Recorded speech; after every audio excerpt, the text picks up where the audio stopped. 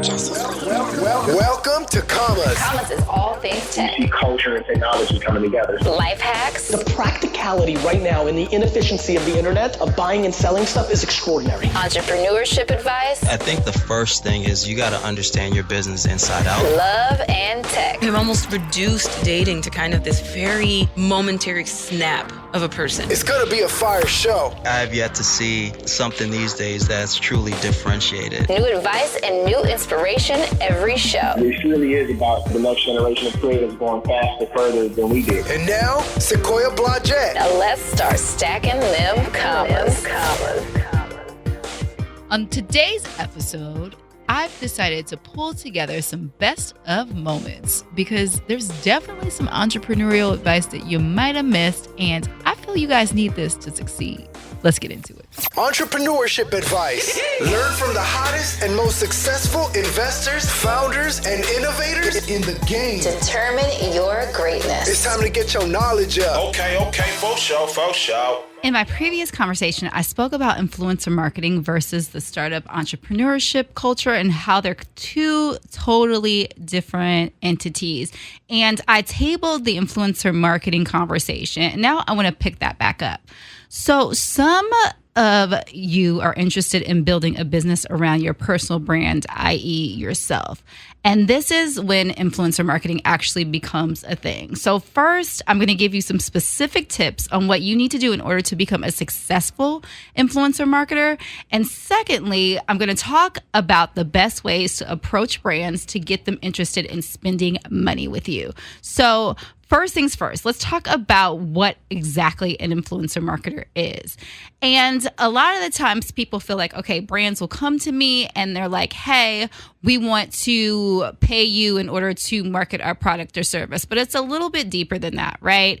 They're really just interested in you because they feel like you have a very specific niche that they want to connect their audience to. So what you want to do first and foremost is you want to build a theme around your content. So you want to make sure that whatever it is authentic to you, and that theme is very much in association with what brands could relate to. So for example, if your theme is beauty, then you're doing a lot of beauty videos, a lot of informational videos and tutorials. You're doing a lot of things that would actually make them feel that you have the target demographic. So essentially, I would say this: you're not necessarily making content for brands in the beginning. You're making them for yourself. So whatever that authentic voice that you have and that you're passionate about, that's what you're creating your content around. So if that is beauty, then you're doing, like I said, makeup tutorials, or you're doing different explanations on different beauty products. And essentially what will happen is brands will start to take notice, especially when your audience starts to grow. So make sure that you have a very specific niche so that they understand very clearly what vertical you're in and it doesn't get confusing to them, right? So secondly, choose a social media platform that is your main focus. So again, if you're into beauty, you're into natural hair, you're into tech, it depends on what that is and where that content specifically lives. So a lot of the times, a lot of visual brands you'll see on Instagram, a lot of business type of brands you'll see on LinkedIn, a lot of advertising marketers, digital marketers you'll see on Facebook. So make sure you specify what specific platform makes the most sense for you. And then from there, start to grow your audience on that specific platform. Because what happens is when you put your audience in a whole bunch of different places, you end up spreading yourself completely thin and you don't get the type of numbers that these marketers, PR companies, the marketing agencies within the brand would be looking for, right? So you want to make sure that you've established enough of a following for them to feel like if they give you money, it's going to make an impact. From there, you want to create a consistent content schedule. So essentially what happens is you map out when your content goes out. There are tools for this like later, just different tools that you can utilize in order to place your Instagram content. If it's Instagram, Hootsuite, typically does Facebook. I believe they do LinkedIn as well. So you want to create a content schedule so people will look for your content on a consistent basis. And that schedule will consist of days and times that you're going to post. And also, if you're going to use a tool like an or Later or what have you, they will actually suggest times that you post as well. So it's super helpful. And the next thing I would say is definitely focus on quality over quantity. A lot of people think I'm going to post every single day, right? And that doesn't necessarily result in the quality of content that the brands may be looking for. So make sure your content is sharp, it's in focus, make sure there's not a lot of clutter, make sure that it's clearly and very specific about what you're trying to showcase in the content. If it's an outfit, make sure the background is either blurred out or on a backdrop that feels very seamless.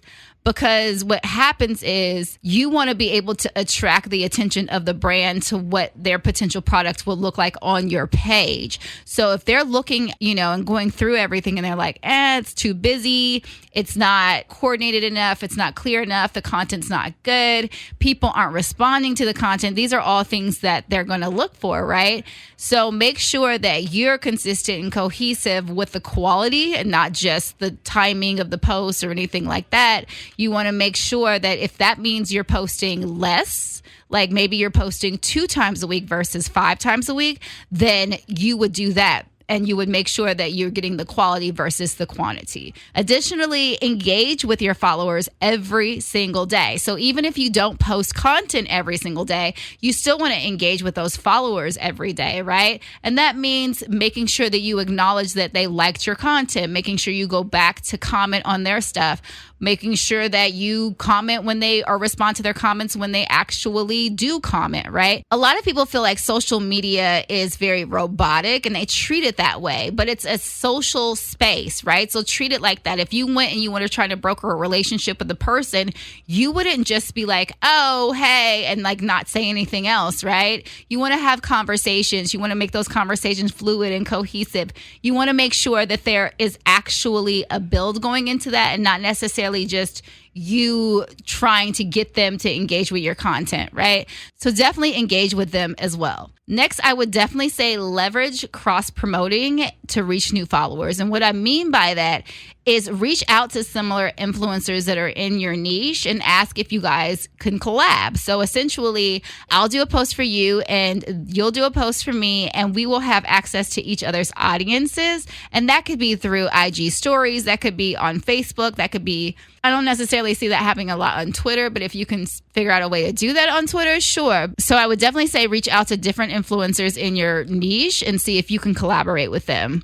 So the cool thing about cross-promoting is it requires no investment and it enables you to gain a credible introduction to new audiences on social media, which is something that sometimes you would have to pay for. So if you guys are equally yoked in terms of your numbers, then it could be a great collaboration and beneficial for the both of you. And what I mean when I say equally yoked is don't go for somebody who has 1 million followers if you only have 100,000. Don't go for somebody who has 10,000 followers if you only have 2,000. Make sure that you're equal across the playing field, because then it seems like a fair exchange versus you trying to basically benefit off of their audience and they're not getting the same value in return. Another thing is once brands start to pay attention, because they will, once you're starting to grow your numbers, you make your niche very clear, you will actually start to get some of these brands hitting you up in your DMs, sliding in DMs. And the thing is, don't take every single sponsorship that comes to you, right? I'm obviously tech, entrepreneurship. That's a conversation that I have on my Instagram.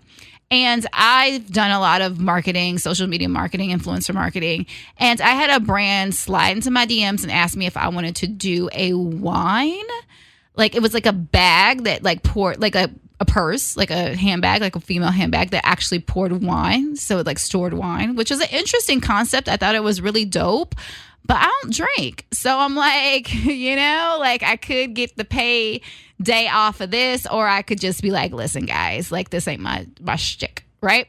So just be mindful, like when you start getting these brands and these brands are asking you to do certain things, understand that you don't have to take everything. You can be very selective about what you take. And the more selective that you are, the more that your audience is going to respect you, because your audience isn't stupid. Like they know when you're trying to level up and just feed them something that's coming through a paycheck. They're very clear about that.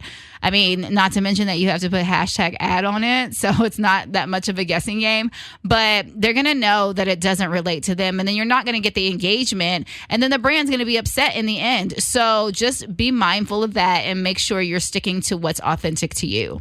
So just as brands are becoming more savvy and selective about influencers, you get to choose who you work with as well. So I kind of hinted on this earlier, but speak with an authentic voice. Make sure that you are speaking in your true voice that's authentic to you.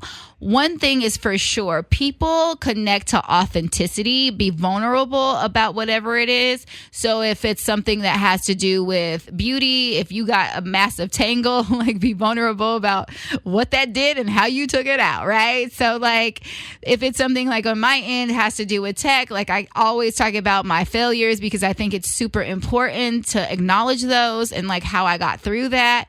And so just make sure that your audience is connecting to your authenticity and you're not trying to be somebody that you're not, because again, the audience can spot a BSer. They're very clear about what they should and shouldn't be paying attention to. And on top of that, it's keeping you credible and trustworthy, right? So you want to always keep your audience trust. You want to always keep the sponsors trust. And, you know, you have to do that through authenticity. So next, I would also say, and we touched upon this earlier as well too, but just be consistent at all times. So not just being consistent with the times that you post and not just being consistent with the quality of work that you post, but be consistent with all of it, right?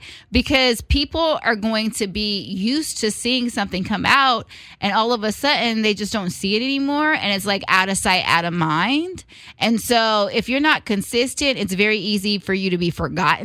So try to be as consistent as possible. And the way that you can do that, I said it earlier, is to schedule your posts and make sure that if you're out of town, you batch create content and you schedule that content out. So what batch creating means is you create basically 5 to 10 pieces of content and then you schedule all of that content out. And so then you free up your time for the rest of the week to do whatever it is that you need to do, or if you're on vacation or if you get sick or what have you, you still have these pieces of content that you can push out. So that would definitely be one of the things that I would say is super important. So that's that. Okay, so let's jump into the best way to approach brands when you're ready and you feel absolutely comfortable. So first things first, understand that it is not about you. It's all about them connecting their product or service to your audience. And you're literally just the middleman delivering the message, right? So don't make it about you. Don't say, these are the things that I feel like are going to benefit me. And I know that, you know, that seems very like a given, but a lot of people do that. They pitch a brand and they're like, yeah, I really feel like this would benefit me because I use this product consistently. It's like, they don't care. Like they want to know how it benefits their audience or how it benefits your audience, because ultimately they want to convert your audience to their customers, right? So basically what you want to do is think of these things when you go into pitch. So here are some questions that you can ask them when you're ready to pitch. Are there any aspects of their reputation that they think would be interesting to enhance?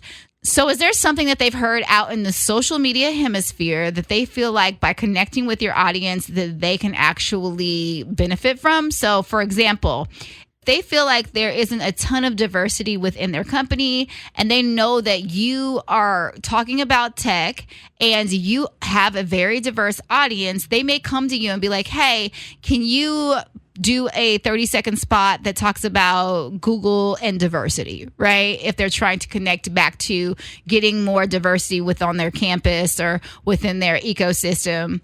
And so those are some things that you can talk about. You can say, hey, my audience is this and this. They're millennials between the age of this and this. They consist of this demographic. And I really feel like by you tapping into my audience, you'll be able to hit those diversity numbers that you're trying to hit. So that's an example of an aspect aspect of their reputation that they are trying to enhance, right?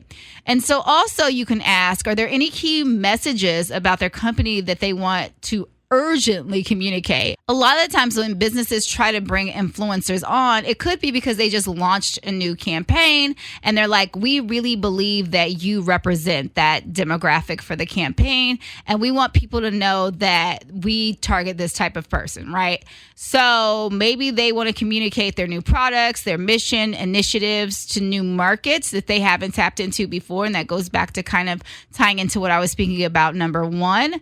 But also maybe there's a very specific like product launch that they really think that you would be a great face for as like a brand ambassador, right? So again, think about the key messages that they're trying to target and ask them what they want to communicate. And then you can kind of get an idea of where they are. And this seeps into number 3, which is, in terms of brand images, what are their specific products that they're trying to position?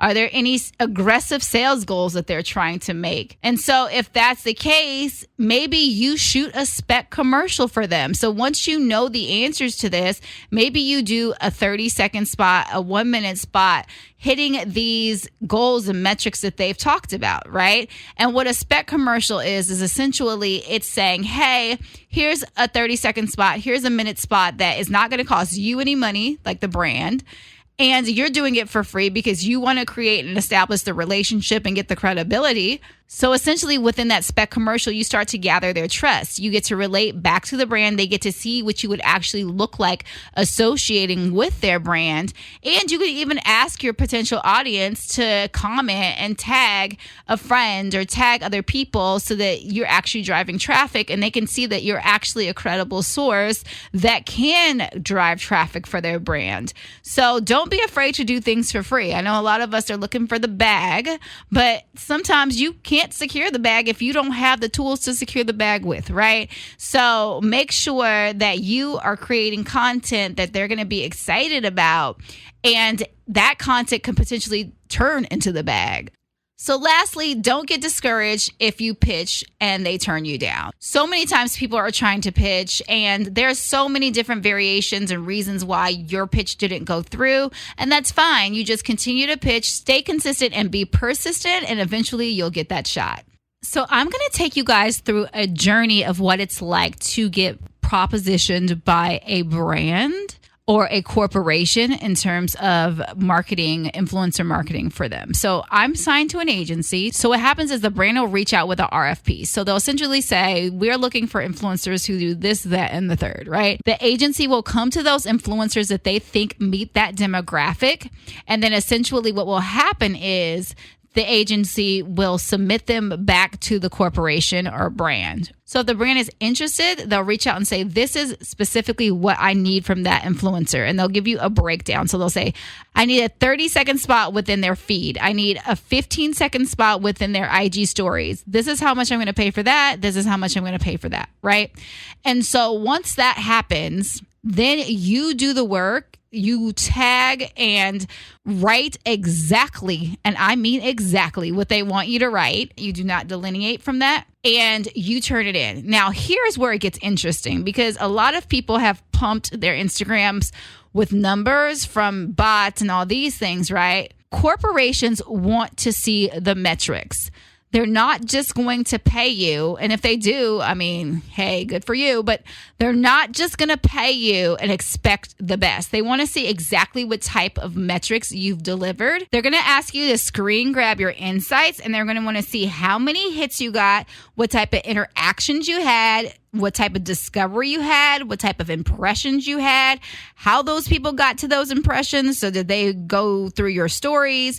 Did they go through your feed? They want all the data because they want to make sure that they're getting a return on their investment. So don't think you're slick by pumping your account full of bots, because when it comes down to it, you will get caught. Like it's inevitable, right? So just make sure you're completely honest about your account and what type of numbers you have. A lot of people will hire micro influencers, which means they're in a very specific niche, and that is totally fine for them. And those people have between 5 and 10,000 followers, but they're so niche down that the marketer or the corporation knows that they're going to get the return on their investment because those are exactly the people that they want to talk to.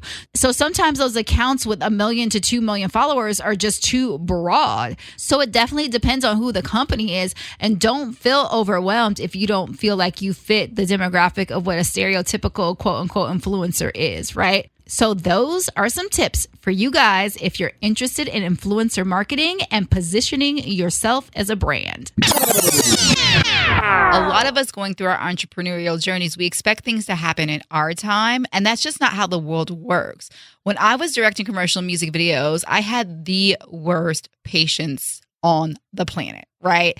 I would literally hit labels up and be like, hey, where are we at? Even though I had an agent and a rep who should have been doing all of it anyway, like I tried to circumvent the system. I'm like, where are we at? Like, have we booked? Are we not booking? Like, what's going on? To the point where I remember a woman from Universal Republic. She was the commissioner, and she literally, there was a video that I wanted to book really, really bad.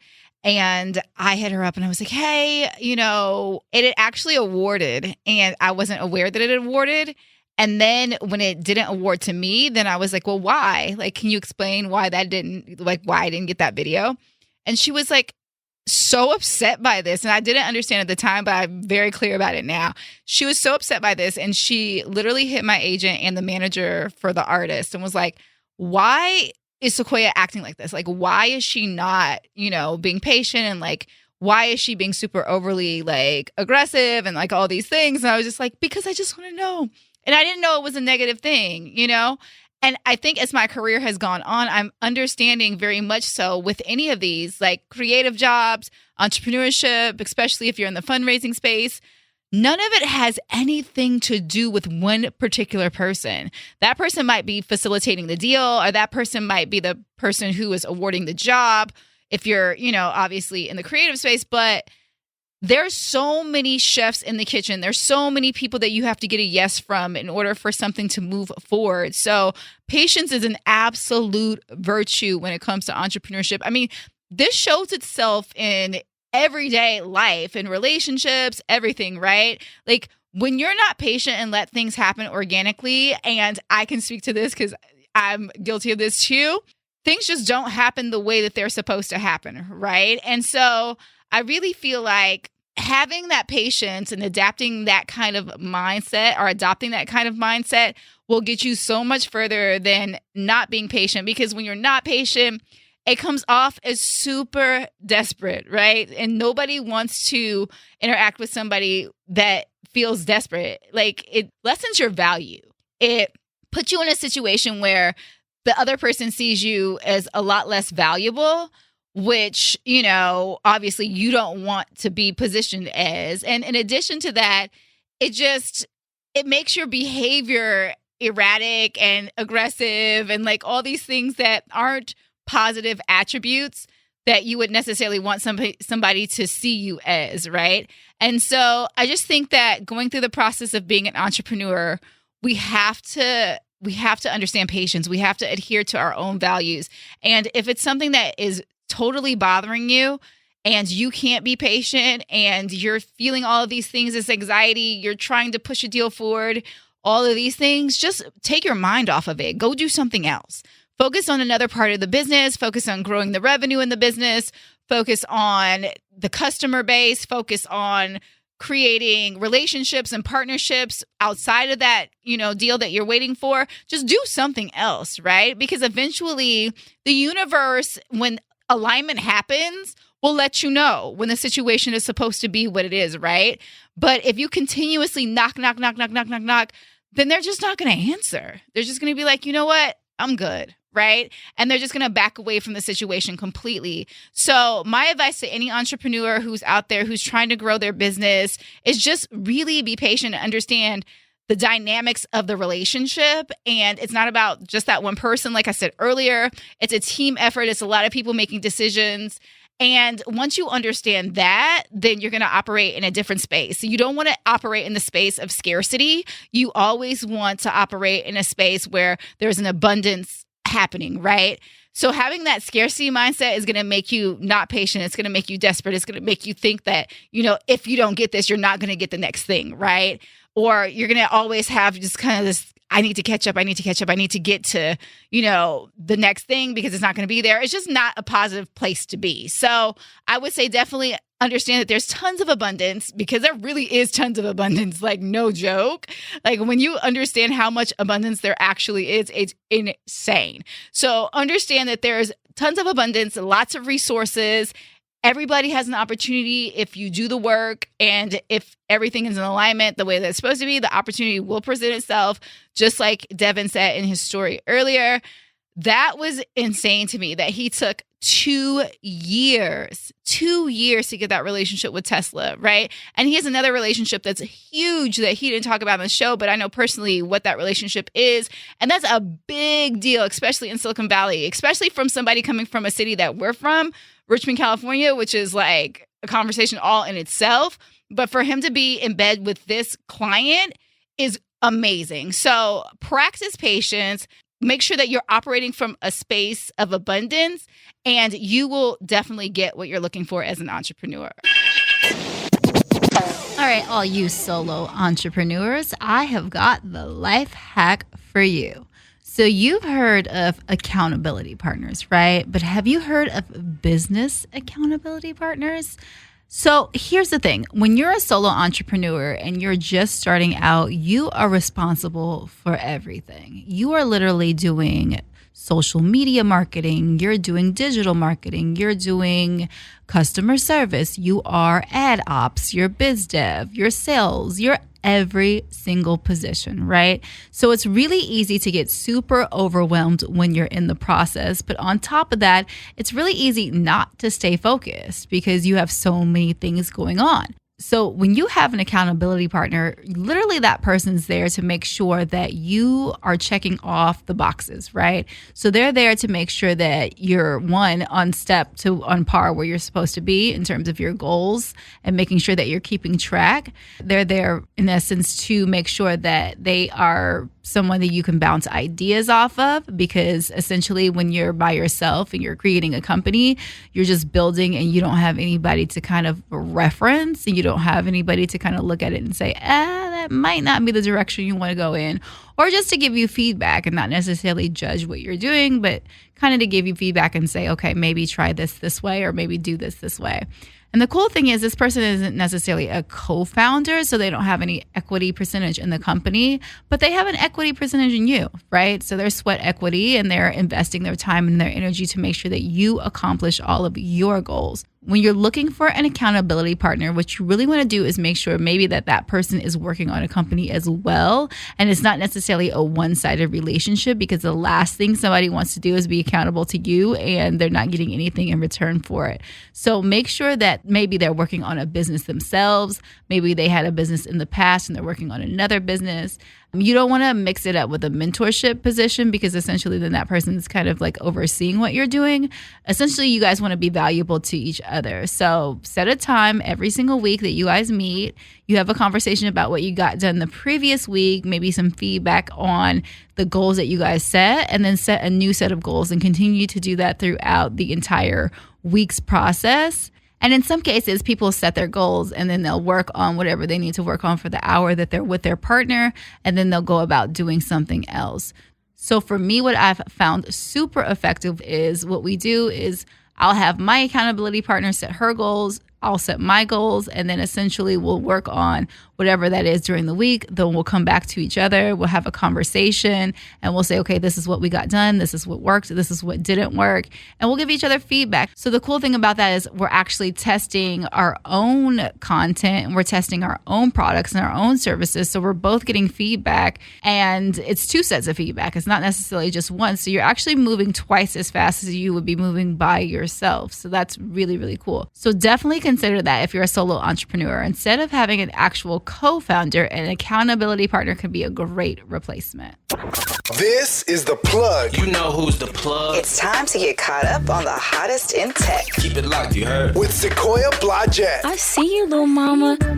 There are constantly trends that are changing within industries, and we have to keep abreast of the information, because as business owners, as entrepreneurs, as founders, we need to know what's going on all the time, right? And originally when we built up Commas, we had the idea of making sure that we were giving you information around marketing, sales, publicity, basically how to get your business off the ground. But as we grew and we iterated, we found that that just wasn't enough. So what we did in order to enhance the services is we have brought you guys the Commas Club.